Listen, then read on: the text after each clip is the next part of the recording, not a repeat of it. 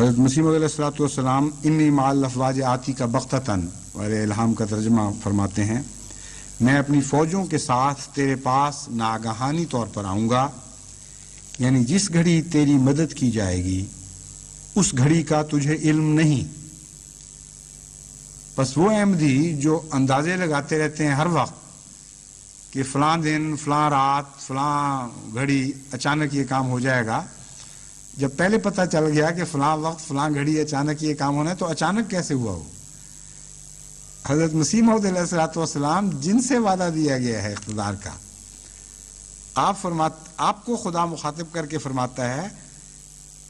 یعنی جس گھڑی تیری مدد کی جائے گی، یہ ترجمہ حضرت مسیح علیہ السلام کا اپنا ہے، اس گھڑی کا تجھے علم نہیں، اور ان کو علم ہے۔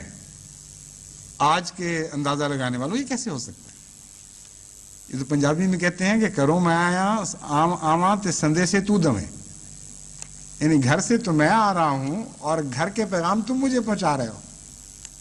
حضرت مسیح موعود علیہ السلام کو کس طرح آپ سندیسے دے سکتے ہیں؟ صاحب خانہ ان معنوں میں تو آپ ہیں، صاحب خانہ کے مہمان تو آپ ہیں، خدا ہے ہر کائنات کے خانے کا خدا، اس کا مالک،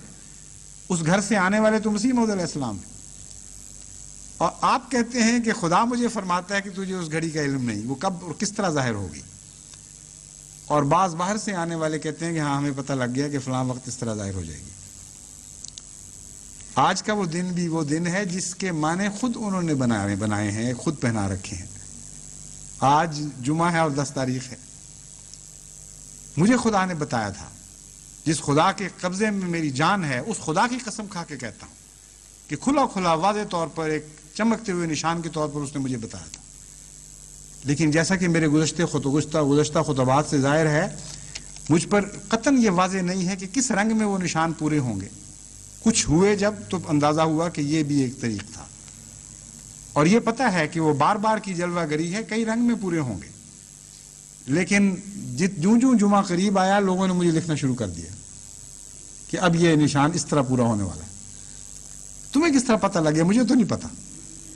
لیکن یہ یقین ہے، ایک ذرہ بھی تزلزل نہیں اس یقین میں، کامل ہے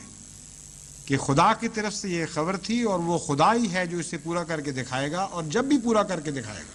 جماعت کے دل اطمینان اور شکر اور حمد کے ساتھ بھر دے گا، اور کوئی شک کرنے والا اس مقام پر نہیں رہے گا کہ وہ شک کر سکے اور ٹھٹھا کر سکے۔ بس یہی ہمارے لیے کافی ہے۔